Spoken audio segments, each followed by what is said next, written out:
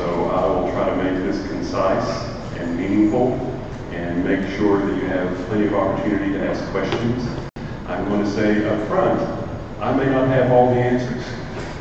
When it comes to security and when it comes to a lot of the legal issues around security, there are lots of interpretations.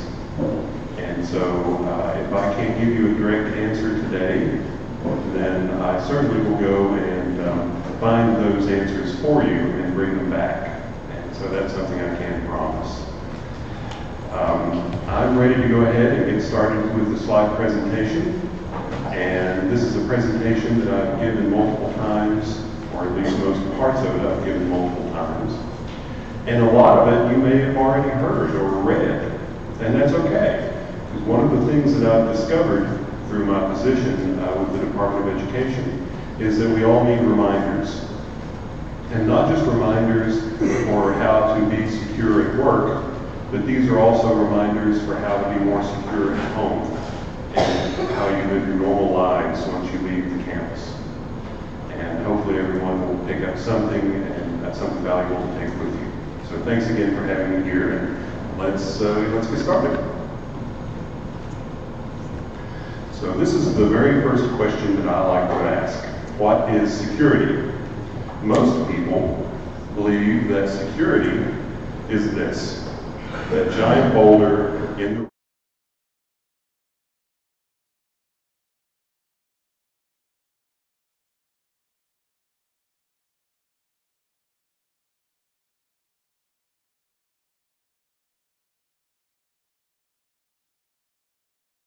I prefer this type of security. When you're driving your car and you're going around a curve and you can't see what's around the other side of the curve, a speed bump is there to help keep you secure. Not only does it keep you secure and safe, it keeps anyone else who's coming around the other side secure and safe. And that's really important to me, because we're not just here for ourselves, we're here for everyone who we interact with. And that might include other teachers, staff members, and especially our students. And they really need us to obey those speed bumps. Let's look at this example of security. Can anyone see any problems with this? There's something awkward about this security. And it's a bad picture, so let me describe it. It has one of those security gates that goes down across a road that prevents a car from going on the road. But if you notice, there are lots of car tracks going around that gate. And what that's telling me is that cars are ignoring the security, and they're just driving around it, they're bypassing it. This is not what security should be. You know, security shouldn't be something that is just in the way and that you can bypass whenever you want, because that means whatever is behind that gate probably isn't very secure. I hope there's not a whole lot of money, gold, or information behind that gate, because if there is, it's not very secure. When you think about the ways in which your life has security in it, think about whether it's this sort of gate. And if it is, talk to someone, whether it's technical security or legal security or something like that. Talk to someone and say, is this really helping? And if it's not really helping, if it's really in the way for you doing your job or you actually being secure, doesn't matter which side of the gate you're on, it's something that you need to discuss and talk about. So what are we defending? And I think this is pretty important for us to understand exactly what we're trying to defend with our security. And I'm going to come at this from a technical security point of view, because that's what I am. I'm technical. And so the first and foremost, is student data. And when I say student data, I don't just mean students' data. I mean students and their data. Because their data is in a lot of ways how we interact with the student. And if their data are stolen, other people can interact with those students too, who we wouldn't necessarily want to interact with them. either by communicating with them when we don't want them to, or by stealing their information and impersonating the student and getting health benefits and things like that. It's identity theft and fraud. Or by stealing their information and setting up false bank accounts. And so a lot of young kids who all have social security numbers find out when they apply for their first credit card before they go off to college that they're already in debt because someone has stolen their information and has created a new ID using their information. And that's one of the reasons we like to keep student data so secure. Staff data, that's the rest of us, that also needs to be kept secure. And again, there's real people behind that. The reputations of all these humans and the school. If the Department of Education has a data breach, then our reputation is hurt. And so that causes us to not get some of the things we want later on. If a school has a data breach, its reputation is hurt. The parents whose children go to that school don't trust them to handle the data. In Ohio, the Department of Education is not allowed to handle student data. And that's because they did such a bad job of it, the government took it away from them. And maybe that needs to happen everywhere, maybe we'll get to that point, but today it's still important for us to make sure that wherever the data are, that we keep it as secure as possible. And the physical future of all those humans in the school, I've kind of already hit that because, again, students' lives are still long, and we want to make sure they don't enter into college and the rest of their life with mountains of debt because their information was stolen. What is top secret information? When we talk about what information needs to be kept, I could call it lots of different things. It could be called personal information. It could be called personally identifiable information. I group all that together under just top secret information. And up until 2015, Kentucky was stuck in what was probably the worst Final Four of its entire life. And that was the Final Four states in the United States of America that did not have data breach notification laws. So in 2015, Kentucky finally passed KRS 61931, and we call that House Bill 5. And what that did, it clearly defined what top secret data about people actually was. And so we use that, and we'll get into that more a little bit later. We also had House Bill 232, and there's a KRS there, actually KRS. I'm not sure. I need to get some better editing on these presentations. It's not, the student data is not clearly defined there. It's pretty broad. And really it's focused on cloud service providers. And we'll get into that in just a little bit. And then of course we have FERPA. And again, student data and the top secret data are clearly defined, but consequences for FERPA violations are not very clearly defined. And so we'll talk about that in just a little bit too. So here is an eye chart, I guess you could say. This is a summary of what top secret information are according to the 3 laws that I just described. And before I showed up here today, I emailed this presentation as well as a kind of a one-pager that looked like it had some red pen, red ink markup. And it has this information on it so that you can look at it, and it describes what each of those 3 laws defines as personally identifiable data or just top secret data. And I highly encourage you to go ahead and look at that information and become familiar with this. Well, I don't want to say it's the most important, but maybe the key information is from House Bill 5, because it defines what information, if lost, would create a data breach, for sure, according to the law, without a doubt. And that's essentially first name, last name, or biometric information like a fingerprint, and then a social security number, a credit card with a password, or another ID number. And so it takes a lot of the guesswork away. And that's why I think it's important for everyone to become familiar with this information, because you don't need to be guessing, was that a data breach or not. Now, if you think you have a data breach, you're not sure, you can call me. And my phone number is, well, I'll leave it behind. I'm not going to throw it out right now, but I'll leave it behind. I work at KDE. If you call KDE in Frankfurt, you can get to me pretty easily. Or you can email me if it's not that vital. But please don't hesitate to give me a call if you think you might have a data breach, because we can talk it out.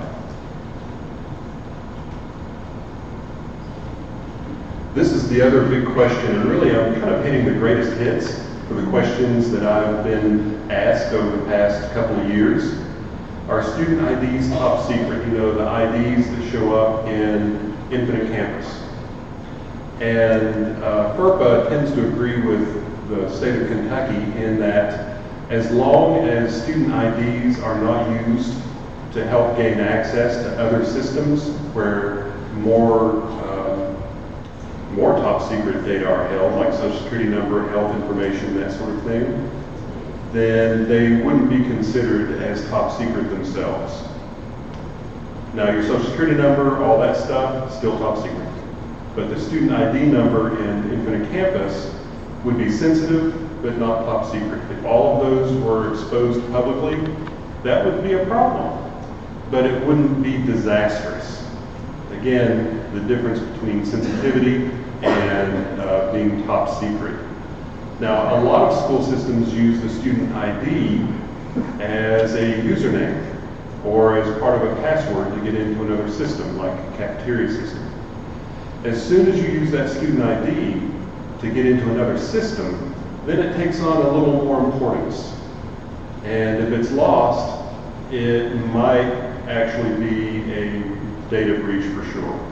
And so there's that gray area, and that's especially one of those times when you would want to give me a call and talk that out. KDE at the very bottom of this slide, we say KDE encourages its use without other identifiers.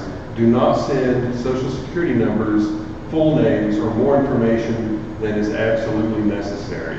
And that's something that I feel like is very important, because we get a lot of emails from districts all over the state, and they send screenshots of Infinite Campus or of another application, and it will have the student's name, social security number, student ID, address, phone number, parent's name, all that information on the screenshot.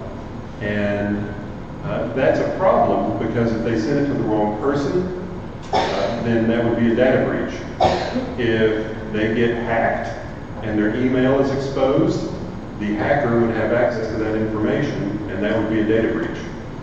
And so that's why we always say don't ever send any more information than you absolutely have to. Either block that information out using an ARC program like Microsoft Paint, or take a much smaller screenshot, or just type in the student ID and send that, because that's just as helpful to us, and it prevents any sort of data breach from occurring. Here are some other things we're defending against. You know, what we're defending is the top secret data, and we're defending against these items. Poor passwords. You might notice these first three are highlighted, because these are the ones that I'm seeing the most right now. And poor passwords is maybe number one, and people having bad password hygiene. For instance, keeping their password on a sticky note on the side of the monitor. Or, and here's my favorite, and I'm sure no one in here does this, keeping it on a sticky note under the mouse pad or the keyboard. I know it's humorous. I laugh whenever I think about that, because I know no one ever does it. We also pick poor passwords. I guarantee that nobody in this room has a password that has the name of a month in it, do they? Probably not. No one in here has a password that has the word cats in it, do they? Probably not. No one in here has a password that has, 2018 in it, do they? Or 2017. And so if anyone in here kind of hears me say some words that might be in your passwords, think about how easy it is to guess those passwords. And so if you have access to student information, like the social security number or health information, and your password has a month or a season or a sports team or your pet's name or your name or a lot of that common information that I might be able to find on your Facebook page, then the information that you are holding on to may be at risk, and you might need to work on your passwords a little bit. There are lots of ways to keep your passwords secure. I don't really have time to get into those today, but there are lots of ways. Password managers are very helpful. Do not share passwords, and do not reuse passwords. This is another issue that we've seen, that someone will have a password for their school account, and they'll use that same password for Amazon and their banking and for other systems. What that does is it allows a hacker, when he gets one password, to find out all your other user accounts and use that same password for those other user accounts. And so we might change your password here and your information here is safe, but then you go home and find out that someone has bought 5,000 boxes of coffee off Amazon using your account, and you get the bill for that. Or someone has stolen money from your bank and there's nothing you can do. And again, that's because you reuse those passwords in multiple locations.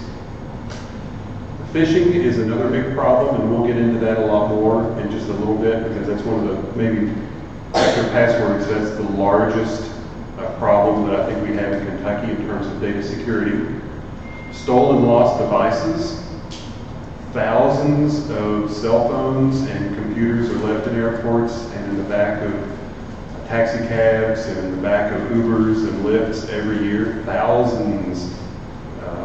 Probably, I think it's closer to millions. And very few of those are password protected. And so if you have access to your work email on your cellular device, on your mobile phone, and you lose it, and it doesn't have a password on it, then anyone can pick it up and send an email as you and pretend to be you. Essentially, they've stolen your identity, and all they had to do was pick up your phone in the back of a taxi.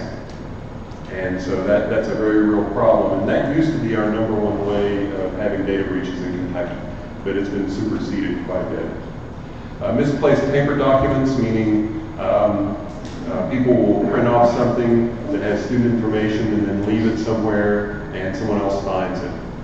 We had someone who left some information at a bank, and this is an actual happening. Someone left information at a bank, and another customer came into the bank and put their information down and picked it up and left, and they left with the school's information.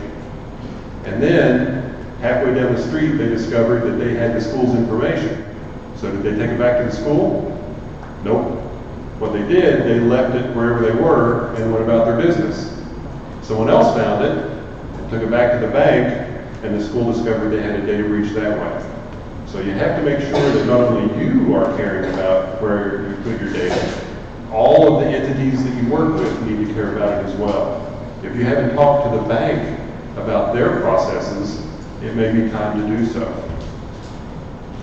I won't go through this whole list, but if anyone here uses Google Drive or Dropbox or OneDrive, please make sure that if you put information in there, it's encrypted, or that you have the only access to it.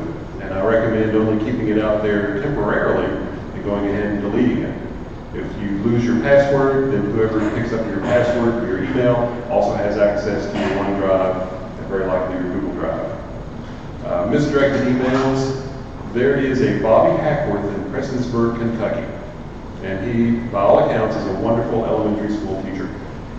He gets a lot of my email because I'm Robert Hackworth in the email system, but everybody calls me Bob. And so lots of people will email Bobby Hackworth information that was meant for me. And so far that hasn't created a data breach, but I'm just waiting on the day. Then we also have things like malware, ransomware, viruses, other types of network attacks, and I won't go into too much detail with those. Technology does help a lot, but technology can't save us. You know, we have lots of technology, from firewalls to antivirus to software updates to spam blockers on our email, and all of this stuff is wonderful. We could not go without it. But unfortunately, this only takes us so far, and we have to meet the technology in the middle. We have to do our part.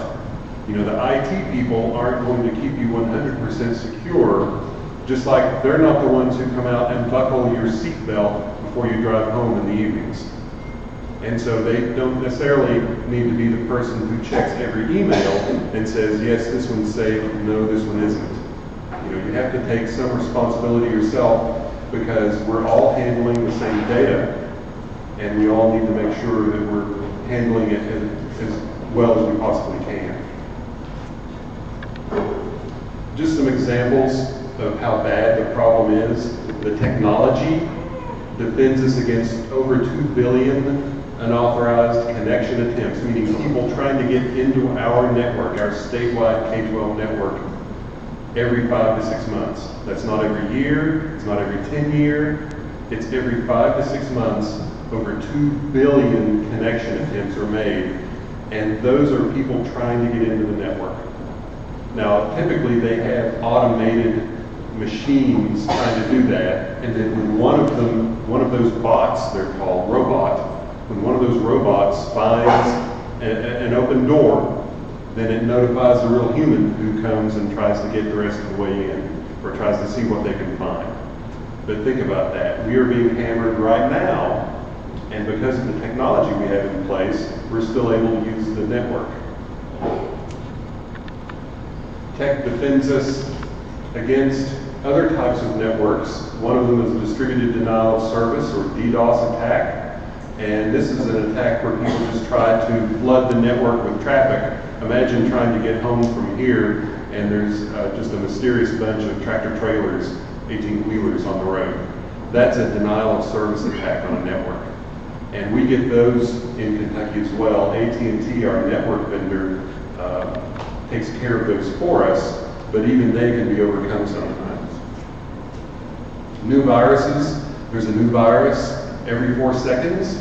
So while I've been presenting, I don't know how long I've been presenting for, it seems like 5 minutes to me, probably an hour and a half for you guys. We've had a lot of new viruses show up on the network. And so antivirus goes a long way to keeping us secure. So if you ever think that antivirus doesn't do anything, think about this statistic of a new virus every 4 seconds and think, oh, maybe the antivirus does do something. I just don't recognize that it's doing something. And again, like I said, technology can't do it all. Smart hackers hack people because they've discovered that we're the weak link. And I'm not saying you're the weak link, we are the weak link. I have been hacked before because someone sent me an email and it was totally legitimate looking. And when I clicked on it, I was hacked.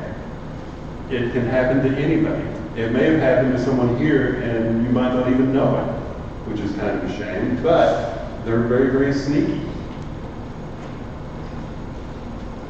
Across the nation, some more statistics just to let you know the size and scope of the problem, and it isn't just something that happens in California. 14.8 million records, and that's 3,735 people per day, every day for 11 years have had their records lost or stolen. And that's just kind of in the P20 arena. That doesn't count the big Yahoo breaches or the big Equifax breach or some of these other large breaches that you've heard about on the news. This is just in education. Here are some Kentucky data breaches. In Kentucky, we haven't had as many, and we've been really lucky. And when asked why Kentucky has not had as many breaches, I can give people a very easy answer. Crooks go where the money is. And there hasn't been a lot of money in Kentucky.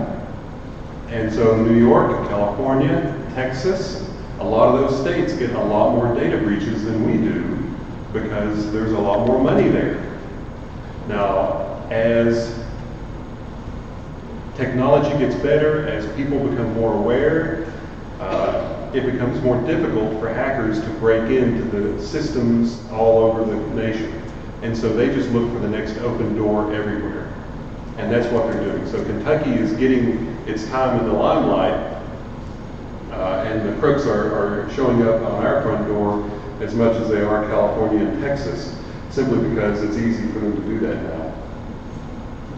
When I last made this chart, which was actually in early 2018, Kentucky over the past 10 years or so had lost only about 10,000, or had exposed only about 10,000 or so student records. In the past 2 months, that number has gone up by several thousand, and I just haven't updated my chart yet. And so we've had 2 data breaches that have occurred, and the numbers of those data breaches have been in the thousands both, which is a shame, because they were very preventable. Some more statistics that I'm not going to spend a lot of time on.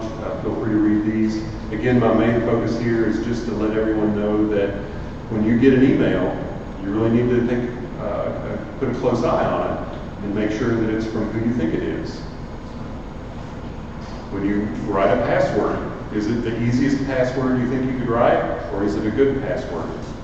Again, we're all kind of in this together, and it's our job to protect the data of the students who are in our care, just like we would protect them physically. Here's some more graphs that show some of the states around us, and I know that it's very difficult to look at some of this stuff, so I'm just going to pass on through there. Other branches of state government also have data breaches. You might remember that Kentucky State University in 2016 fell for a phishing email where someone sent their finance director an email saying, send me all your W-2s. Don't call me, I'm on the golf course, but send them. And the finance director sent all the W-2s to this email. And so they had a data breach. Anyone who worked at Kentucky State University, be it student or staff, had their data, had their tax data stolen. And a lot of fake tax returns were sent to the federal government because of that, the IRS. So let's look at some common data breaches and how to prevent them. Phishing, I think, I've talked about passwords ad nauseum. Probably everyone's sick of hearing me talk about passwords. So let's talk about phishing a little bit more. If you don't know what phishing is, it's an attempt to fraudulently acquire sensitive information. Essentially, it's a trick. Someone sends you an email or calls you on the phone and tries to trick you into giving information to them. But phishing email can also have malicious software in it. If you click on a PDF that you weren't expecting, odds are it's installing some malware on your computer. Hopefully your virus protection will catch it, but it may not. That malware may pull information off your computer. It may capture your keystrokes to get your passwords. There's no telling what all it will do, but it can do a lot. And again, I'm not trying to scare anybody. I'm not here to spread fear, uncertainty, and doubt. We call that FUD. I'm just here to say there are lots of different ways that we have to be on our guard. And that's not just here at school, that's at home as well. An unknown number of phishing emails are sent to KDE every day. The CAT service desk saw an 85% increase in the number of phish-related requests between 2016 and 2017. That means the phishers have realized that's the easiest way to get information. And they're sending it to everybody because they know if they send out about 1,000 of those, probably 1%, and that's a lot still, are going to fall for it. Typically what we've found is that about 25% of the people who receive a phishing email fall for it. And that's a huge number. Just think if 25% of the people in this room fell for the phishing email and entered their username and password, and gave it to the crooks, what amount of data would that be? Would that probably be student data? Would it be staff data? Probably so. And so that's a horrible statistic, but it's just life. And so that's why whenever you see your CIO or the principal send out information about beware of emails, it's something to keep in mind. Don't ever share your password with anyone. You know, if you get an email that says your mailbox is about full and you need to provide your credentials to up your mailbox limit, that's a phish. If you ever get that at home, that's a phish. If anyone ever asks for your password, they're trying to phish you. Doesn't matter how legitimate it looks. If it's a bank, if it looks like Amazon, if it's PayPal, it's a phish. If you think it even might be me, if you get an email from me and it says, give me your password, ignore me. You know, tell me to go away, because it isn't really me. What I would like and what would be helpful is if you get a phishing email, please attach it to another email and send it to the KETS help desk at the email address that's in the presentation, ketshelp@education.ky.gov, because that helps us understand how big the scale is. I have some examples of phishes here, and I realize they're too small for everyone to be able to read on the presentation. I apologize about that. But the most common types, and this is the trick type, and essentially this is what I just told you about earlier. It's the superintendent emailing the finance director saying, send me all your information.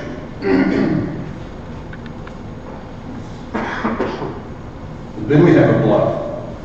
This person says they already have all of our information. And if they want us, if we want them to forget about the information, we'll send them money. So this is the bluff. If they don't send an example or proof that they have information, it's a bluff.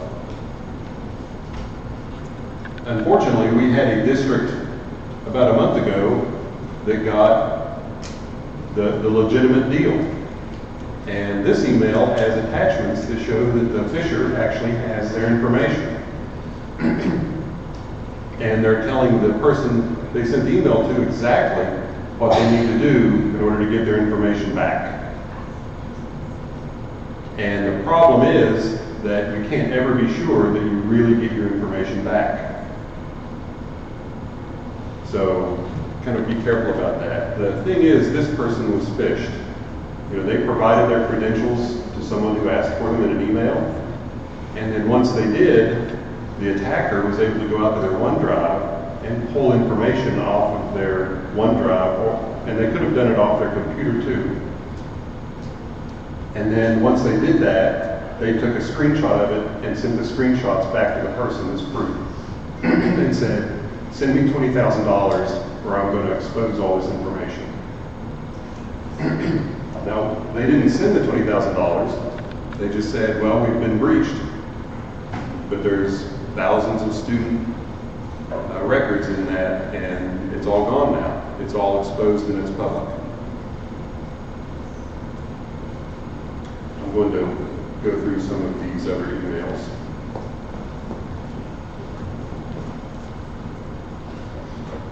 We've talked about a lot of this stuff already, and so I'm not going to spend too much more time.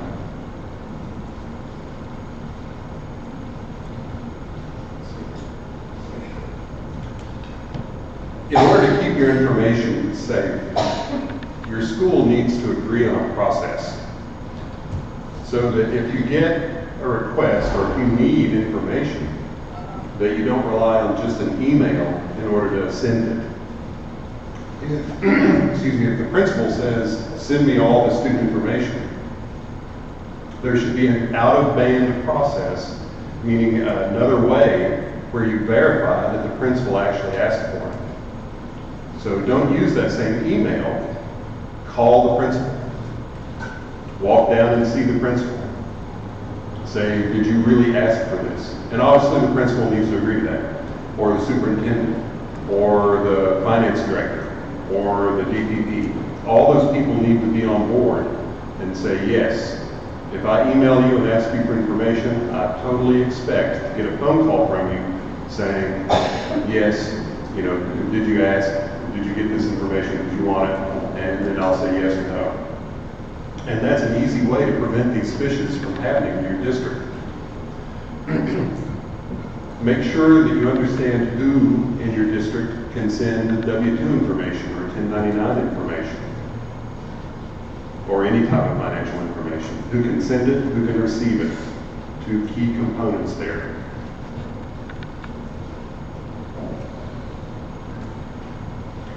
And we're getting here really close to the end, and one of the things I wanted to say is that we're all connected.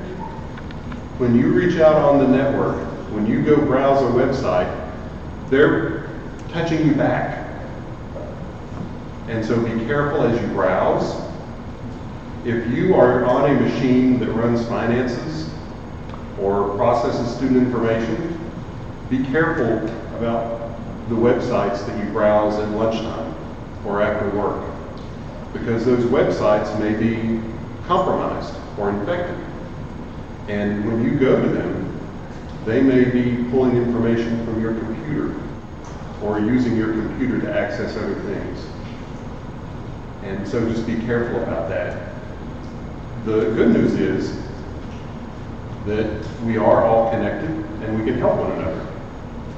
And if you do need help, you've got it through the technical folks here at the school, through Mr. Muncie, through myself, and we're a phone call away or an email. And we don't want you to sit and suffer. If you feel like you've had a data breach, don't pretend it didn't happen because you're worried something bad will happen to you. Speak up and come to us for help. And with that, I really want to thank everyone for being so patient with me on a Friday afternoon. And I hope some of this information was meaningful. And again, I've left a lot of it. I'm leaving the presentation as well as some handouts with folks here. And hopefully that you'll get that and pay attention and read some of that information. Again, if you have questions, feel free to reach out. I'd be happy to answer those. And thank you.